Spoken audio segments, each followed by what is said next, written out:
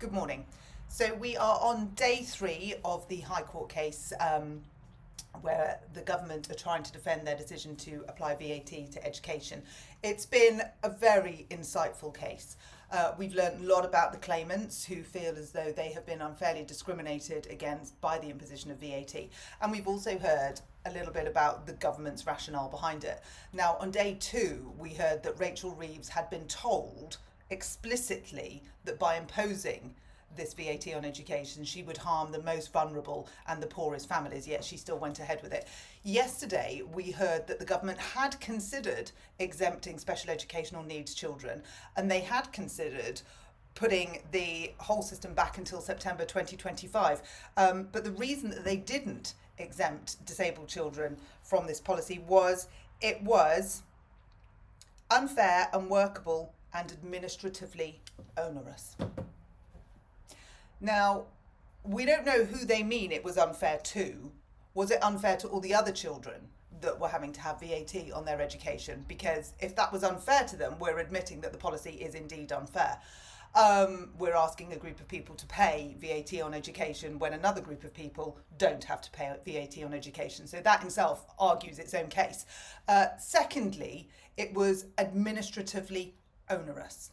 Now, as a parent, I take objection to that, I think is the politest way we can put it, particularly at this time of day. If you have ever had to go through any kind of assessment for your child or an EHCP for your child, you will understand the true meaning of the phrase administratively onerous.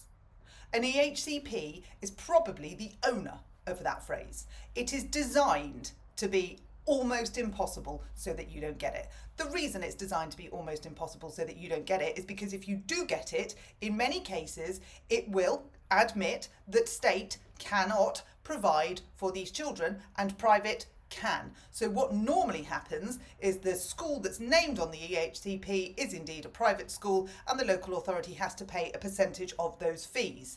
Unfair, some may say. I may say unfair that the state doesn't provide that provision for the children in the first place, but there you go, two sides of the coin. So we know that we do not like giving out EHCPs because it's costly.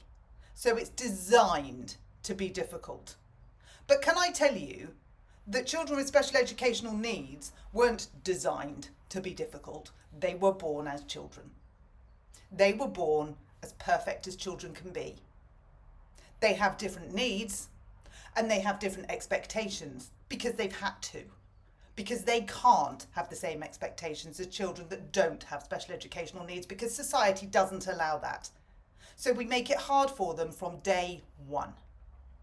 We make it difficult for them, and we have times in their educational career, particularly now in secondary school, where they have to justify their right to an education.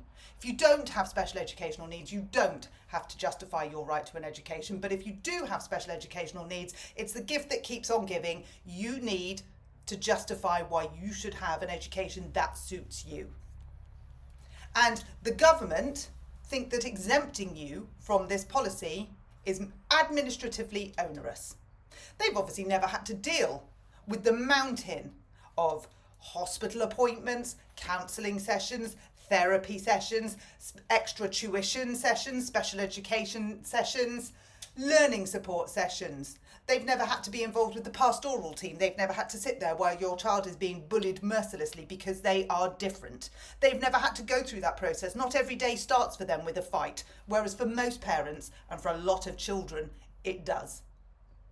Now that is onerous. When your child comes home from school every single day in tears because they don't fit in, and you have to justify how they would fit in at another school, you tell me what that is.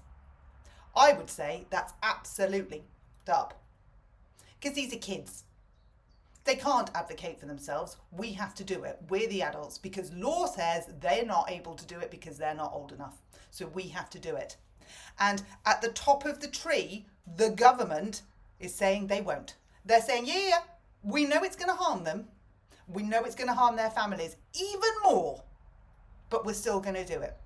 And we're not going to exempt them. We thought about it, but we're not going to exempt them because it is administratively onerous. That they are the morals of the government leading this country. And we wonder why we are in so much trouble. That is all you need to hear. Administratively onerous. So let's see what day 3 has. Luckily, Lord Panic not only is one of the most amazing human rights barristers, he actually has morals, compassion, and empathy and integrity. And he is showing the government up for having none of that. And if nothing else, if that is what comes out of this case, we have won.